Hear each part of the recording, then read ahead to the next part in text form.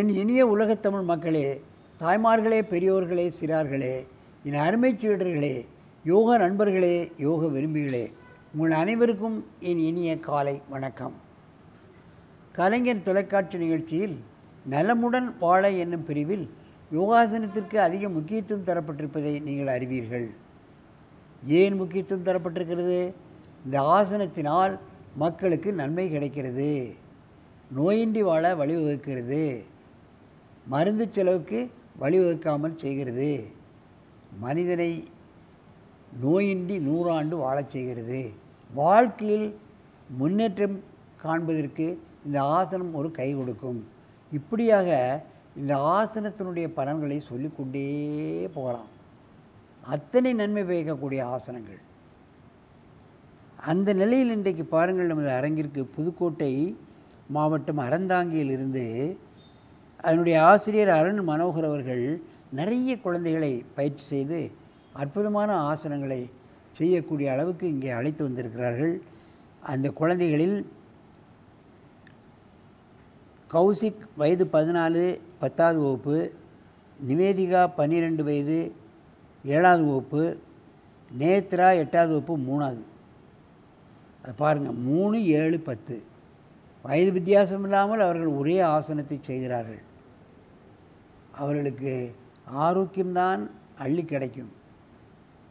ஆரோக்கியத்தை போய் எங்கேயாவது விலைக்கு வாங்க முடியாது. மெடிக்கல் ஸ்டோரில் ஆரோக்கியம் போய் கேட்டால் தருவான மருந்துக்கு கிடைக்காது. யோகாசனம் மூலமாக தான் ஆரோக்கியமாக வாழ முடியும். மெடிக்கல் ஸ்டோரில் நோய் வந்த பிறகு தான் மருந்து கொடுப்பான். அந்த நிலையில் இவர்கள் பதஞ்சலி யோகா மையத்திலிருந்து அதனுடைய ஆசிரியர் அருண் மனோகர் பிள்ளைகளை செம்மையாக பயிற்சி செய்து இங்கே அழைத்து வந்திருக்கிறார்கள். அவர்கள் ஒற்றைக்கால் தனுராசனத்தை செய்ய போகிறார்கள்.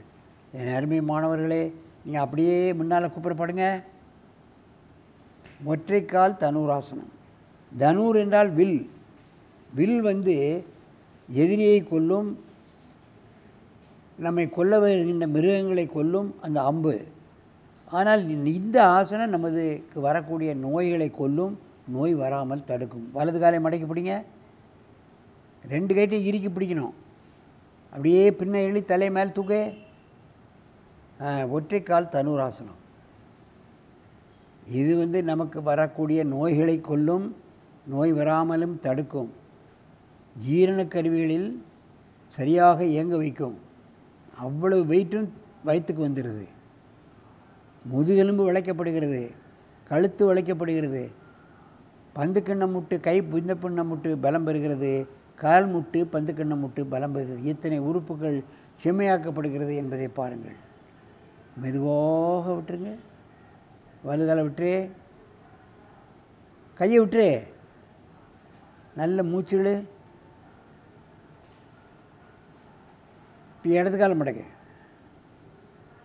இறுக்கிப்பிடி, காலை மேலே தூக்கு.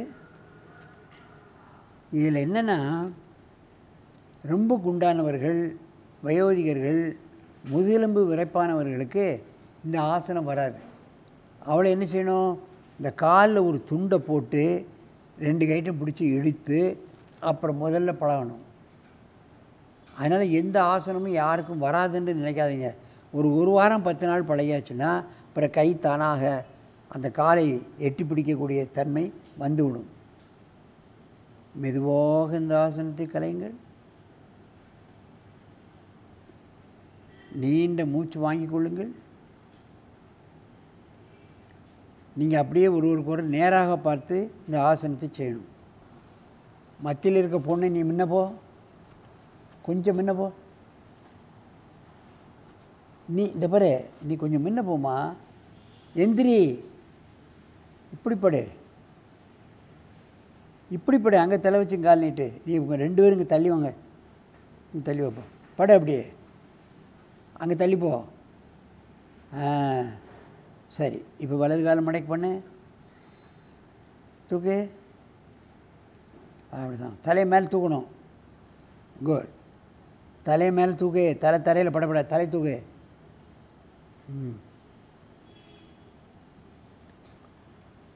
ஜீரண கருவிகள், முதுகெலும்பு, கழுத்தெலும்பு, நெஞ்சு விரிவடைகிறது, கரண்டை, முட்டு, தொடை பந்துக்கண்டு முட்டு எத்தனை உறுப்புகள் செம்மைப்படுத்தப்படுகின்றன என்பதை பார்க்க வேண்டும். இன்றைக்கெல்லாம் நோய்கள் எங்கே அதிகமாக இருந்து ஆரம்பிக்கிறதுன்னா வயிற்றிலிருந்து தான். கண்டதை சாப்பிடுவோம், கண்டபடி நோய்களெல்லாம் நமக்கு வந்து தாக்குகிறது. மெதுவாக இந்த ஆசனத்தை கலையுங்கள்.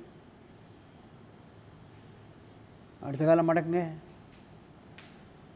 அப்படியே தூக்கி நல்ல மேலே தூக்கணும், தலையும் மேலே தூக்கணும்.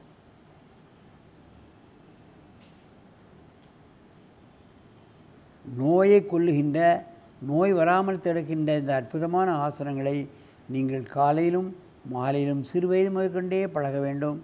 ஏற்கனவே சொல்லியபடி முடியாதவர்கள் காலில் துண்டை நன்றாக கட்டிக்கொண்டு கையில் பிடித்து பழகினாலும் முழு பலனும் உங்களுக்கு கிடைக்கும்.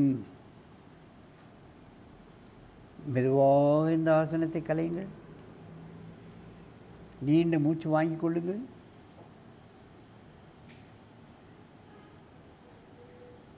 இப்போ அடுத்த காலம் மடக்குங்க. தூங்க நல்ல மேலே.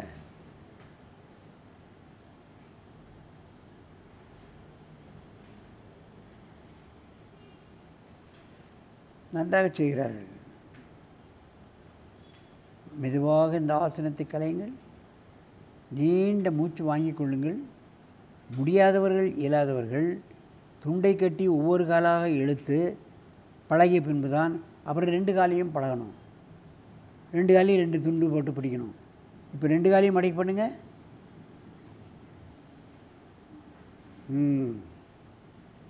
லேசாக முன்னு ஆட்டுங்க பார்க்கலாம்.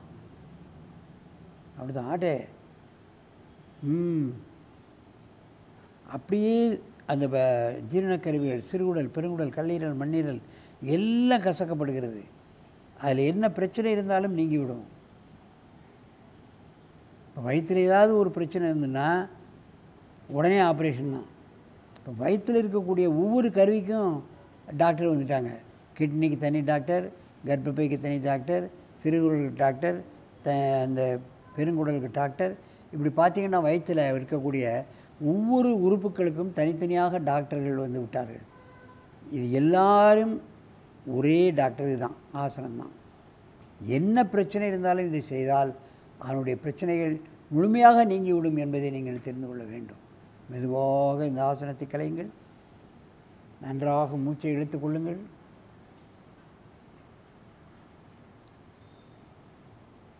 மீண்டும் ஒரு முறை கையால் மடக்குங்க. பிடிங்க காலை, நல்ல இழுங்க, ஆடுங்க.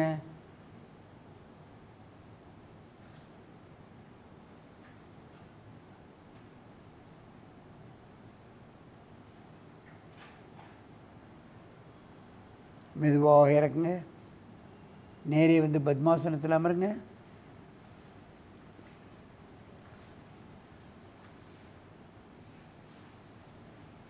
என் அருமை பெரியோர்களே, இது போன்ற முன்ன போப்பா, கொஞ்சம் முன்ன போமா பாப்பா, முன்ன போ.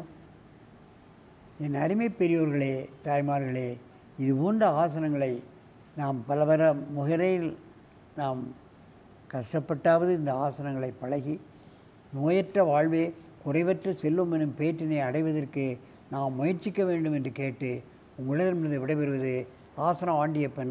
வணக்கம். காமராஜர் தியாகச் சுடர். காமராஜருக்கும் எங்களுக்கும் எத்தனையோ கருத்து வேறுபாடுகள் இருக்கலாம். ஆனால் நாங்கள் ஏற்றுக்கொண்ட தியாகச் சுடர், தியாகச் செம்மல் பெருந்தலைவர் காமராஜர். அவரை நாங்கள் பெருமைப்படுத்தினோம். அவரை பெருமைப்படுத்துவது நாம் நம்மை பெருமைப்படுத்திக் கொள்வது போலாகுமே என்ற காரணத்திற்காக